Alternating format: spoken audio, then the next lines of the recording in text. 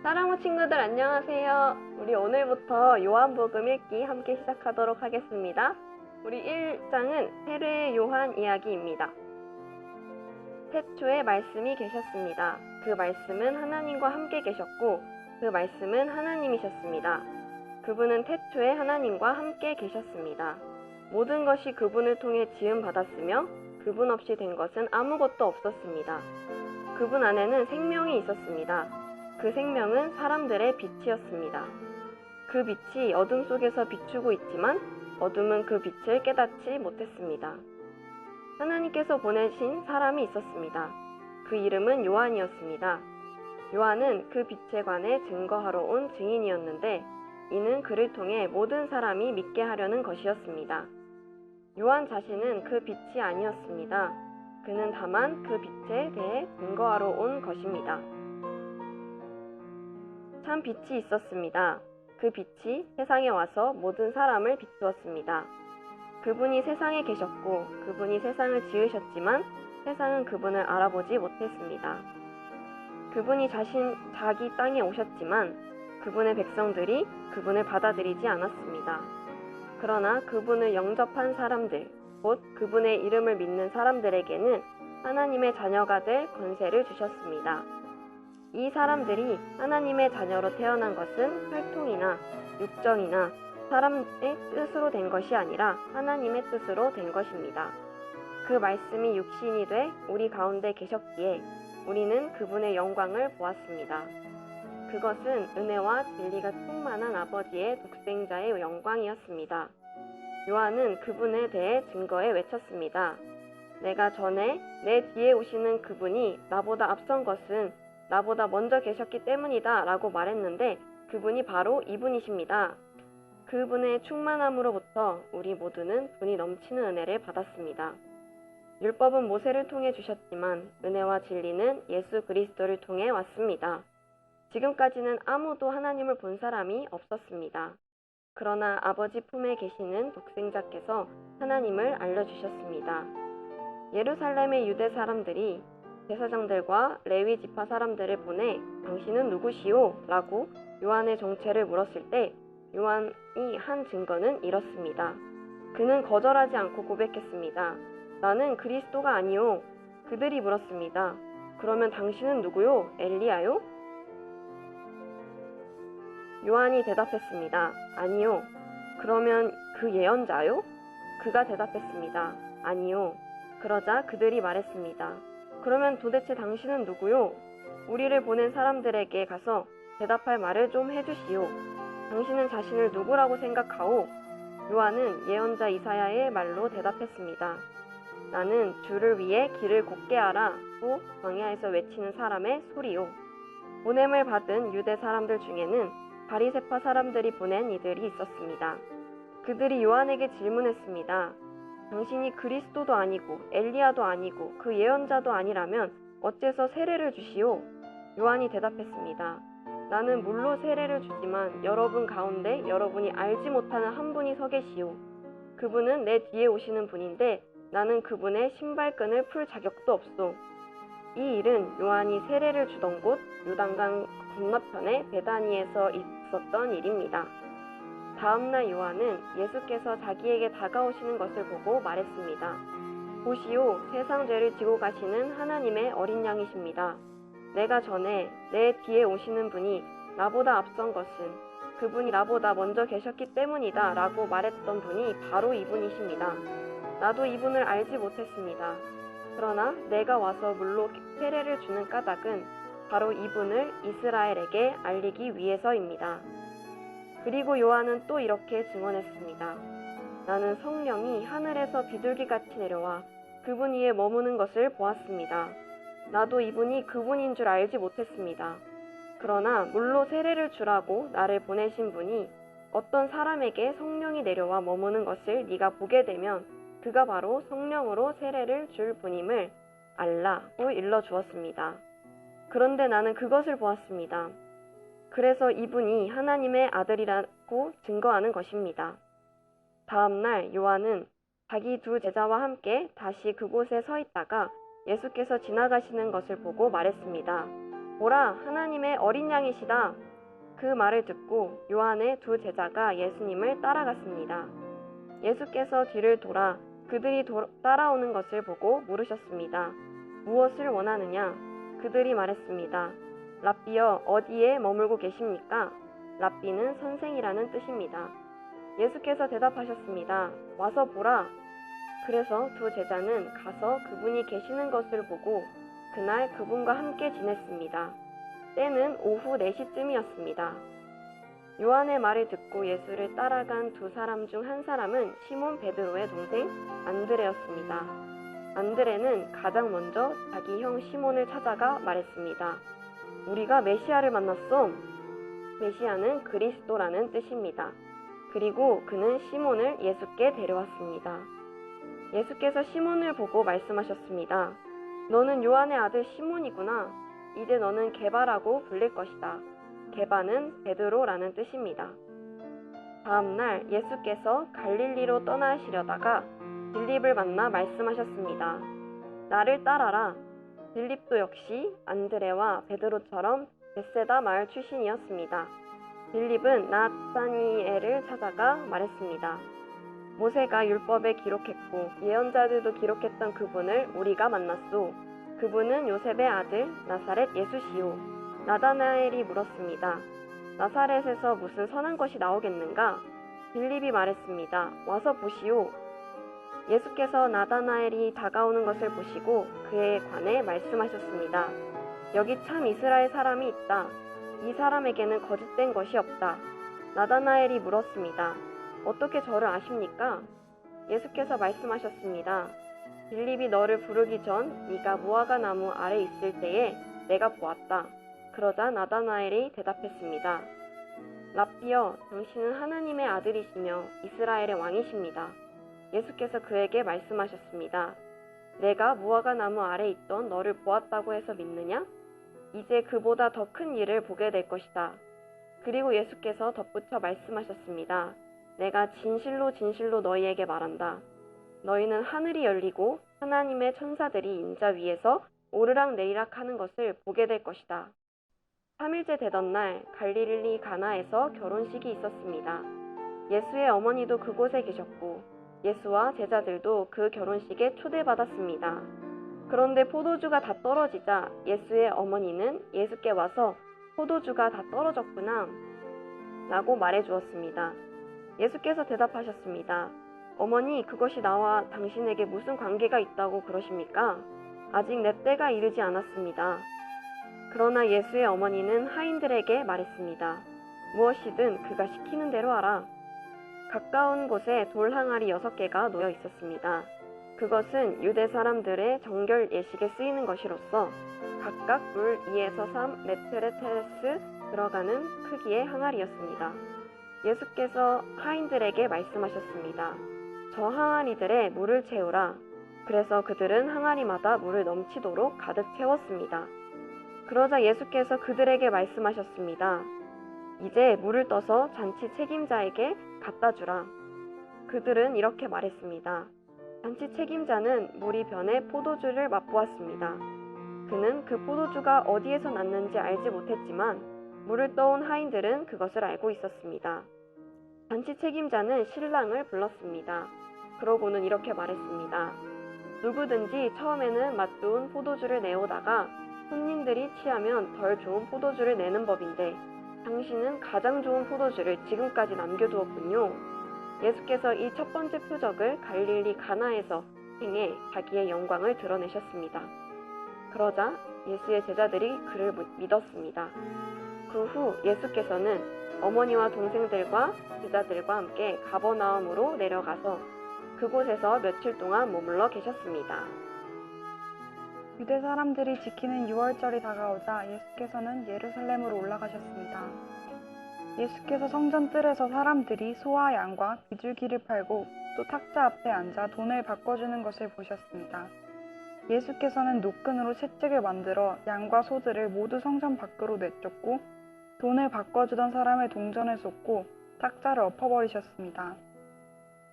그리고 비둘기를 팔던 사람들에게 말씀하셨습니다.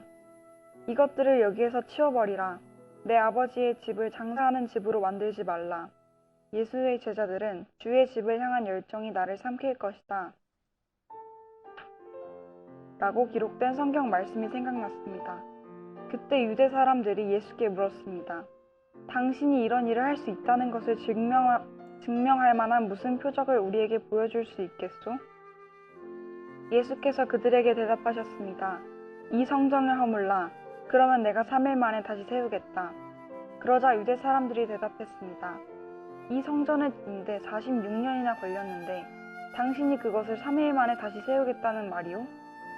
그러나 예수께서 말씀하신 성전은 바로 자기 몸을 가리킨 것이었습니다. 나중에 예수께서 죽은 사람들 가운데서 살아나셨을 때야 제자들은 이 말씀을 기억했고 성경과 예수께서 하신 말씀을 믿었습니다. 예수께서 유월절을 맞아 예루살렘에 계시는 동안 많은 사람들이 그분이 행하시는 표적을 보고 그 이름을 믿었습니다. 그러나 예수께서는 모든 사람들을 알고 계셨기 때문에 자기 자신들을 그들에게 맡기지 않으셨습니다. 또한 예수께서는 사람에 대해 그 누구의 증언도 필요하지 않으셨습니다. 사람의 마음 속에 있는 것까지 다 알고 계셨기 때문입니다. 바리새파 사람들 중에 니고데모라는 사람이 있었는데 그는 유대 공회 지도자였습니다. 그가 밤에 예수를 찾아와 물었습니다. 랍비여, 우리는 당신이 하나님께로부터 오신 선생님인 것을 알고 있습니다. 하나님께서 함께 하시지 않는다면 선생님이 행하신 그런 표적들을 아무도 행할 수 없기 때문입니다. 예수께서 그에게 이렇게 말씀하셨습니다. 내가 진실로 진실로 내게 말한다. 누구든지 다시 태어나지 않으면 하나님 나라를 볼 수 없다. 니고데모가 예수께 물었습니다. 나이가 들어 늙은 사람이 어떻게 다시 태어나겠습니까? 태어나려고 어머니의 뱃속으로 다시 들어갈 수 없지 않습니까? 예수께서 대답하셨습니다. 내가 진실로 진실로 내게 말한다. 누구든지 물과 성령으로 태어나지 않으면 하나님 나라에 들어갈 수 없다. 육체에서 난 것은 육체이고 성령으로 난 것은 영이다. 다시 태어나야 라고 말한 것은 너희에게 이상히 여기지 말라. 바람은 불고 싶은 대로 분다. 너는 그 소리를 듣지만 바람이 어디서 오는지 어디로 가는지 알지 못한다. 성령으로 태어난 사람도 모두 이와 같다. 니고데모가 예수께 물었습니다.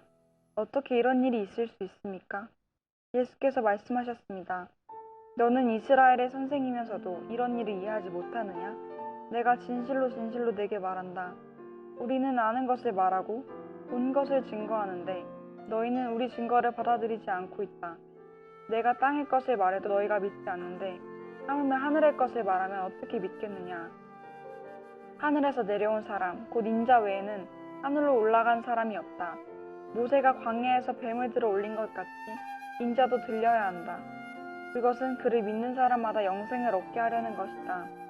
하나님께서 세상을 이처럼 사랑하셔서 독생자를 주셨으니 이는 그를 믿는 사람마다 멸망하지 않고 영생을 얻게 하려는 것이다.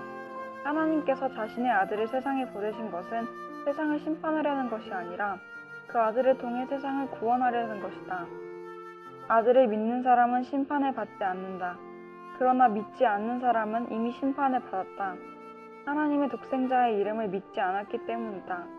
그 심판은 이것인데 곧 빛이 세상에 왔지만 사람들은 자기 행위가 악하기 때문에 빛 대신 어둠을 사랑한 것이다. 악을 행하는 사람마다 빛을 미워하고 자기 행위가 드러날까 두려워해 빛으로 나아오지 않는다. 그러나 진리를 따라 사는 사람은 빛으로 나아온다. 그것은 자기의 행위가 하나님 안에서 이루어졌음을 나타내려는 것이다. 그 후 예수께서 제자들과 함께 유대 지방으로 가셔서 거기서 얼마 동안 제자들과 함께 머물르시며 세례를 주셨습니다. 요한도 살렘 가까이에 있는 에노에서 세례를 주고 있었습니다. 그곳에는 물이 많았기 때문입니다. 사람들이 나와 세례를 받았습니다. 이때는 요한이 아직 감옥에 갇히기 전이었습니다. 요한의 제자들 중 몇 사람과 어떤 유대 사람 사이에 정결의식과 관련해 논쟁이 붙었습니다. 요한의 제자들이 요한에게 와서 말했습니다. 랍비야, 전에 요단강 건너편에서 선생님과 함께 계시던 분, 선생님이 증거하셨던 그분이 지금 세례를 주고 있는데 사람들이 다 그분께로 가고 있습니다. 이 말에 요한이 대답했습니다. 하늘에서 주시지 않으면 사람은 아무것도 받을 수 없다. 내가 전에 나는 그리스도가 아니고 그분보다 앞서 보냄을 받은 사람이다 라고 한 말을 증거할 사람은 바로 너희다. 신부를 얻는 자는 신랑이다. 그러나 신랑의 친구는 신랑을 기다렸다가 신랑의 음성을 들으면 그 음성으로 매우 기뻐한다. 나는 이런 기쁨으로 충만하다. 그분은 흥해야 하고 나는 쇠해야 한다. 위에서 오시는 그분은 모든 것 위에 계시는 분이다. 땅에서 난 사람은 땅에 속해 땅의 것을 말한다. 그러나 하늘에서 오시는 그분은 모든 것 위에 계신다. 그분은 보고 들은 것을 증거하신다. 그러나 아무도 그 증거를 받아들이지 않는다. 그분의 증거를 받아들인 사람은 하나님이 참되신 분임을 인정하는 것이다. 하나님께서 보내신 그분은 하나님의 말씀을 전하신다. 그것은 하나님께서 그분에게 성령을 한없이 주셨기 때문이다. 아버지께서는 아들을 사랑하셔서 모든 것을 아들의 손안에 맡기셨다. 이들을 믿는 사람에게는 영생이 있다. 그러나 아들에게 순종하지 않는 사람은 생명을 보지 못하고 도리어 하나님의 진노를 받게 된다. 예수께서 요한보다 더 많은 사람들을 제자로 삼아 세례를 주신다는 소문이 바리새파 사람들의 귀에 들어간 것을 예수께서 아셨습니다. 사실 예수께서 직접 세례를 주신 것이 아니라 그의 제자들이 준 것이었습니다. 그래서 예수께서는 유대를 떠나 다시 갈릴리로 가셨습니다. 갈릴리로 들어가려면 사마리아 지방을 거쳐야만 했습니다. 그리하여 예수께서는 사마리아의 수가라는 마을로 들어가셨습니다. 그곳은 옛날 야곱이 자기 아들 요셉에게 준 땅과 가까웠으며 야곱의 우물이 거기에 있었습니다. 여행으로 피곤해진 예수께서는 그 우물 곁에 앉으셨습니다. 그때가 낮 12시쯤이었습니다. 한 사마리아 여인이 물을 길러 나왔습니다. 예수께서 여인에게 말을 거셨습니다. 내게 물 좀 떠주겠느냐? 제자들은 먹을 것을 사러 마을에 들어가고 없었습니다. 사마리아 여인이 예수께 말했습니다.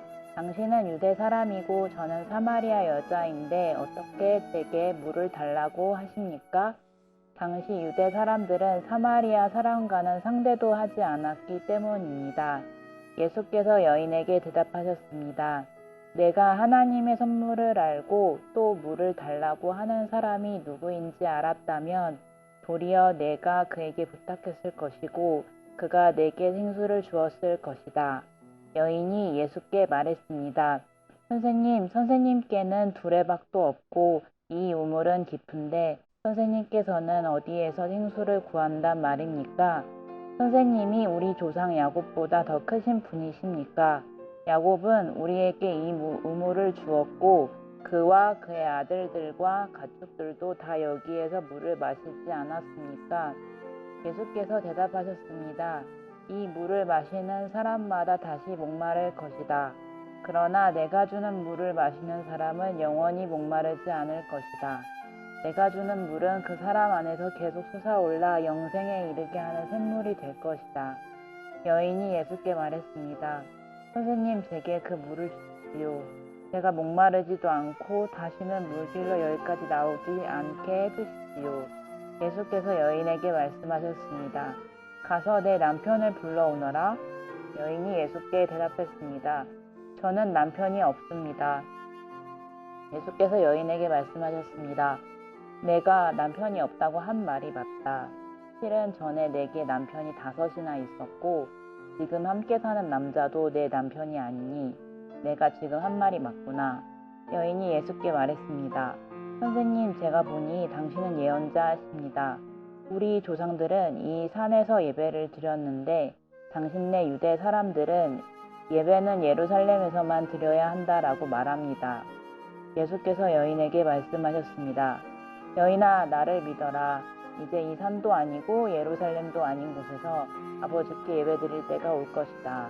너희 사마리아 사람들은 알지 못하는 것을 예배하지만 우리 유대 사람들은 알고 있는 것을 예배한다. 이는 구원이 유대 사람들로부터 나오기 때문이다. 이제 참되게 예배하는 사람들이 영과 진리로 아버지께 예배드릴 때가 오는데 지금이 바로 그때다. 아버지께서는 이렇게 예배드리는 사람들을 찾고 계신다. 하나님은 영이시니 하나님께 예배드리는 사람은 영과 진리로 예배드려야 한다. 여인이 예수께 말했습니다. 저도 그리스도라고 하는 메시아가 오실 것을 압니다. 메시아가 오시면 우리에게 모든 것을 알려주실 것입니다. 그러자 예수께서 여인에게 말씀하셨습니다. 지금 내게 말하고 있는 내가 바로 그 메시아다. 바로 그때 제자들이 돌아와 예수께서 한 여인과 말씀하시는 것을 보고 놀랐습니다. 그러나 아무도 무엇을 요구하십니까? 왜 저 여인과 말씀하고 계십니까? 라고 묻는 사람이 없었습니다.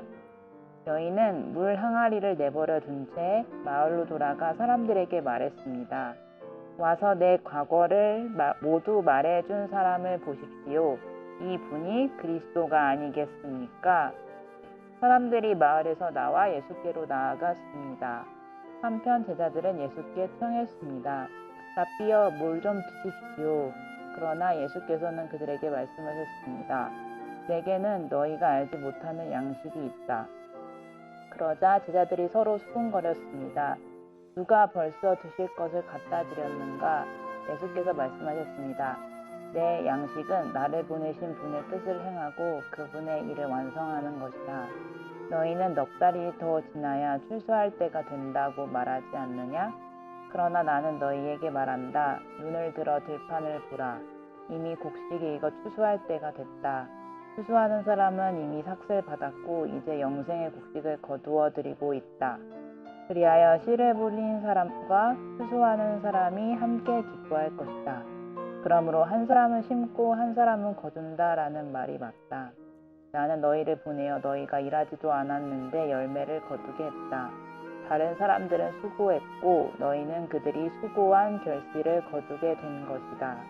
그 마을에 사는 많은 사마리아 사람들은 여인이 그분이 내 과거를 모두 말해준 사람이다 라고 증거했기 때문에 예수를 믿었습니다.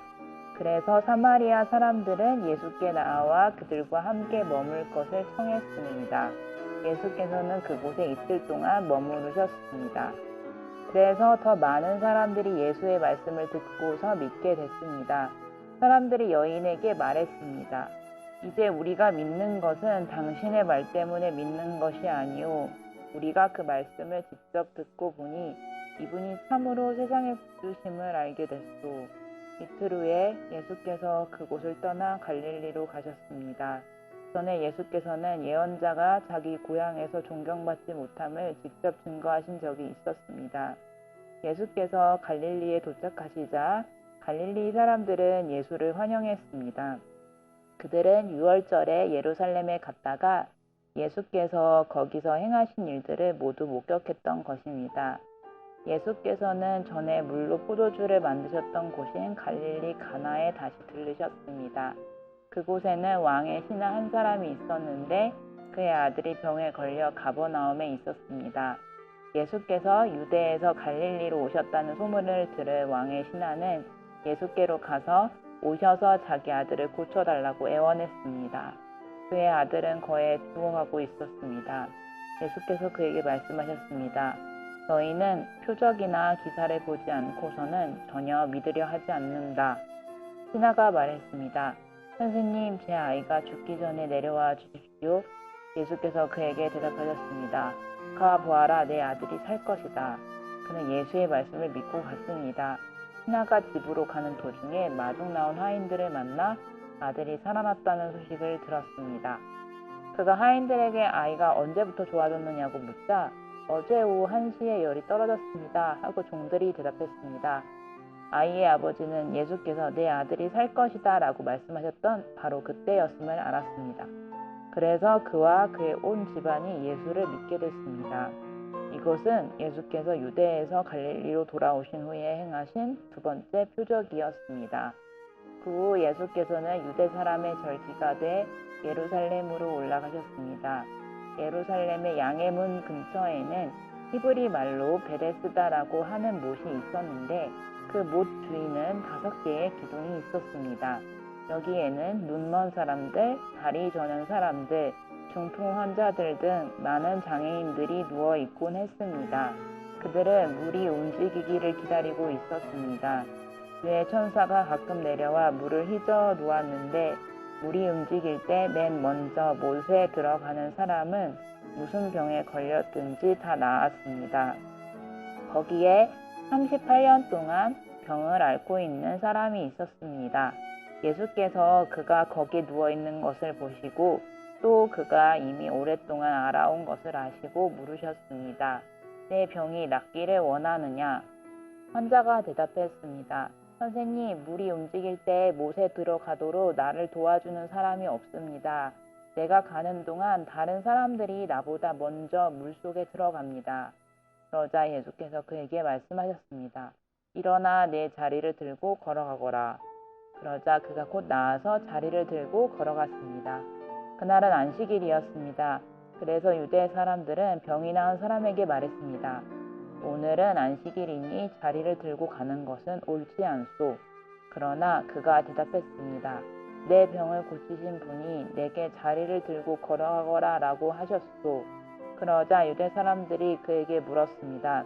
당신에게 자리를 들고 걸어가라고 말한 사람이 대체 누구요? 병이 나은 사람은 그분이 누구인지 알 수 없었습니다. 그곳에는 많은 사람들이 있었고 예수께서는 이미 떠나셨기 때문입니다. 나중에 예수께서 성전에서 이 사람을 만나 말씀하셨습니다. 보아라, 내가 다 나았구나. 더 심한 병이 내게 생기지 않도록 이제 다시는 죄를 짓지 마라. 그 사람은 유대 사람들에게 가서 자기 병을 고치신 분이 예수라고 말했습니다. 예수께서 안식일에 이런 일을 행하셨기 때문에 유대 사람들은 예수를 핍박했습니다. 예수께서 그들에게 말씀하셨습니다. 내 아버지께서 지금까지 일하고 계시니 나도 일한다. 유대 사람들은 이 말 때문에 더욱더 예수를 죽이려고 했었습니다. 예수께서 안식일을 어길 뿐만 아니라 하나님은 자기 아버지라 부르며 자기를 하나님과 동등하게 여겼기 때문입니다. 예수께서 그들에게 이렇게 대답하셨습니다. 내가 진실로 진실로 너희에게 말한다. 아들 혼자서는 아무것도 할 수 없고 아들은 아버지께서 하시는 것을 보는 대로 따라할 뿐이다. 아들은 무엇이든지 아버지께서 하시는 일을 그대로 한다. 아버지께서는 아들을 사랑하셔서 하시는 일들을 모두 아들에게 보여주신다.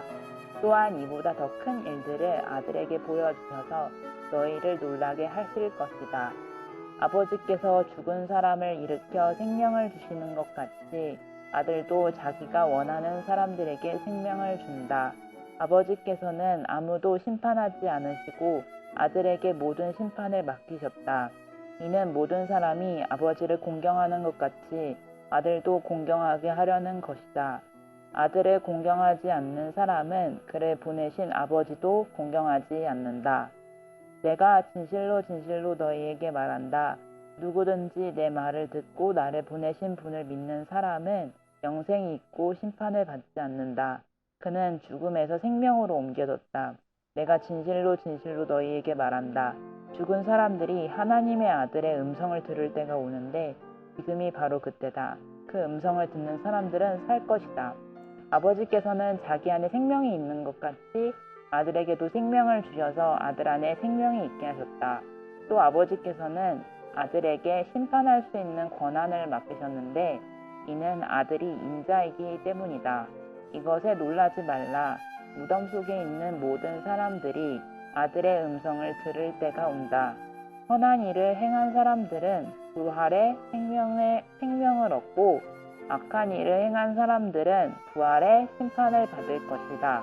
나는 아무것도 내 마음대로 할 수 없다. 나는 아버지께 들은 대로만 심판하기 때문에 내 심판은 공정하다. 이는 내가 내 뜻대로가 아니라 나를 보내신 분의 뜻을 기쁘시게 하려 하기 때문이다. 만약 내가 나 자신에 대해 증거한다면 내 증거는 참되지 못하다. 나를 위해 증거하시는 분이 계시는데 나는 나에 대한 그분의 증거가 참인 것을 안다. 너희가 요한에게 사람들을 보냈을 때 그가 이 진리에 대해 증거했다. 내가 이 말을 하는 것은 사람의 증거를 받으려는 것이 아니요 다만 너희로 하여금 구원을 얻게 하려는 것이다. 요한은 타오르면서 빛을 내는 등불이었고 너희는 잠시 동안 그 빛 안에서 즐거워했다. 그러나 내게는 요한의 증거보다 더 큰 증거가 있다. 아버지께서 내게 완성하라고 주신 일들, 곧 내가 지금 하고 있는 일이 바로 아버지께서 나를 보내셨다는 것을 증거한다. 그리고 나를 보내신 아버지께서도 친히 나에 대해 증거해 주신다. 너희는 그분의 음성을 들은 적도 없고 그분의 모습을 본 적도 없다. 또한 그분의 말씀이 너희 안에 있지도 않다. 이는 너희가 아버지께서 보내신 이를 믿지 않기 때문이다. 너희가 성경 안에서 영생을 얻을 수 있다는 생각에 성경을 열심히 연구하는구나. 성경은 바로 나를 증언하고 있다. 그러나 너희는 생명을 얻기 위해 내게로 오려고 하지 않는다. 나는 사람들에게서 영광을 받지 않는다. 나는 너희가 하나님을 사랑하는 마음이 없다는 것을 안다. 내가 내 아버지의 이름으로 왔는데 너희는 나를 영접하지 않고 있다. 그러나 누군가 다른 사람이 자기 이름으로 오면 너희는 영접할 것이다. 너희는 서로 영광을 주고받으면서도 정작 유일하신 하나님으로부터 오는 영광은 얻으려고 하지 않으니 어떻게 믿을 수 있겠느냐? 그렇다고 내가 아버지 앞에서 너희를 고소하리라고는 생각하지 말라. 너희를 고소하는 사람은 너희가 소망을 두고 있는 모세다. 만약 너희가 모세를 믿었다면 나를 믿었을 것이다. 모세가 나에 대해 기록했기 때문이다. 그러나 너희가 모세의 글을 믿지 않는데 어떻게 내 말을 믿겠느냐?